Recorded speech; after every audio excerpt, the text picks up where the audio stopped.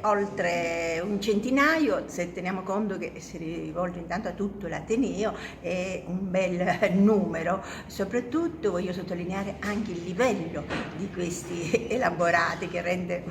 ancora più difficile la selezione, e il fatto che siamo riusciti ancora una volta a spronare i giovani a riflettere sul passato, perché la memoria è fondamentale. Purtroppo loro sono anche più lontane nel tempo, purtroppo tendiamo un po' a spingere verso la dimenticanza, a rimuovere ciò che ci fa soffrire, come questa grande tragedia, e invece dobbiamo trarre lezione per soprattutto sensibilizzare i giovani, perché non solo non si ripetano fatti di questa gravità,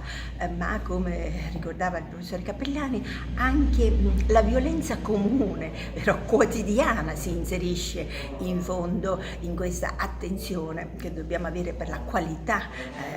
etica e sociale della nostra vita.